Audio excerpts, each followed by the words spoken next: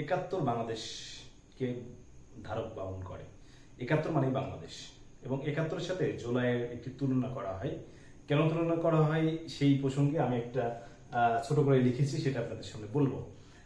আপনারা যে জুলাইয়ের নতুন বাংলাদেশের স্বপ্ন দেখেছিলেন, সেখানে আপনার সাম্রাজ্যবাদ থাকবে না, আবার কোটা থাকবে না, যেখানে মেধার বিকাশ ঘটবে, যেখানে আইনের শাসন থাকবে, কথা বলার ইয়ে থাকবে, যেখানে আপনার দেশের জন্য সবাই এক হয়ে কাজ করবে, ইত্যাদি ইত্যাদি আপনারা স্বপ্ন দেখিয়েছিলেন, দেয়ালে লিখেছিলেন।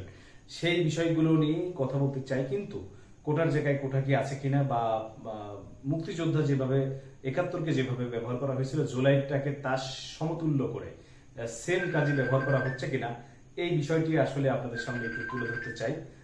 আপনারা একটু আমাদের সাথে থাকবেন। চলুন একটু দেখি যে কি বিষয়টা আসলে।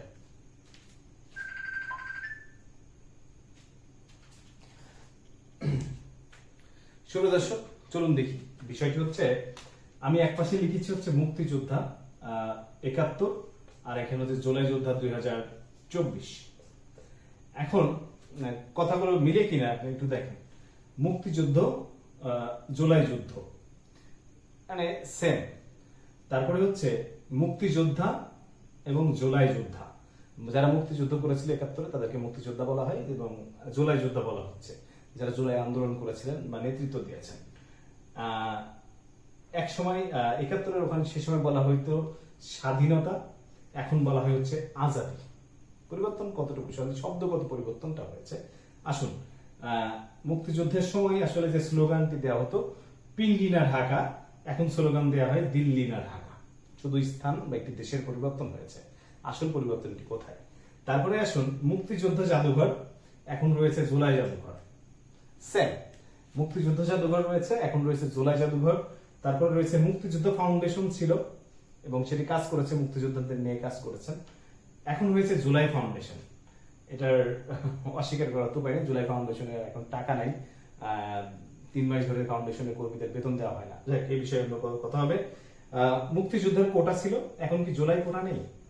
জুলাই বিশেষ কোটায় অনেকে চাকরি হয়েছে গত 2 বছরে, আমি দেখেছি। এটা ছাত্ররাই, যারা জুলাই আন্দোলন করেছিলেন, তারাই প্রতিবাদ করেছেন। তারপরে আসেন, ঘোষণাপত্র তৈরি হয়েছিল, মুক্তিযুদ্ধের একটা ঘোষণাপত্র তৈরি হয়েছিল, এবং জুলাই আন্দোলনে কিন্তু একটা ঘোষণাপত্র তৈরি হয়েছে।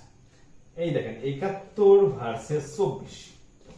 এই ৭১ ভার্সেস ২৪, আসলে ২৪ দিয়ে ৭১-কে ঠেকে দেওয়ার একটি প্রবণতা। অনেকেই বলে এটি এমনি এমনি হয়ে গেছে। না, ডক্টর মোহাম্মদ ইউনূস যখন আপনার সরকার হওয়ার পরে প্রথম বিদেশ সফর করলেন, আমেরিকায় গিয়ে তিনি বলেছিলেন যে এটা মেটিকুলাস ডিজাইনে হয়েছে, এবং কে কিভাবে ডিজাইন করেছিলেন, কে কিভাবে সরকার পতন করবেন। আসিফ মোহাম্মদ সুজিব ভুইয়া তো সশস্ত্র যুদ্ধের কথা বলেছিলেন। এইসব কিন্তু তারাই নিজে অকপটে তারা স্বীকার করেছেন, কে কোথায় কি পুড়িয়েছেন, কে কোথায় কাকে কোথায় আগুন দিয়েছেন, এটা তো তারা নিজেরাই স্বীকার করেছেন। গণমাধ্যমে সেই ভিডিওগুলো এখনো রয়েছে। যাই হোক, আমার বিশ্লেষণটি কতটুকু যুক্তিগত হলো আপনি অবশ্যই কমেন্টে জানাবেন, এবং সবাই ভালো থাকবেন, সুস্থ থাকবেন, সুন্দর থাকবেন। তবে একটি শেষ কথা বলে যায়, ৭১-৭১ই যেটা দেশ দিয়েছেন, এটা একটি আন্দোলন শুরু, কিন্তু ৭১-এর সমতুল্য নয়। ভালো থাকবেন।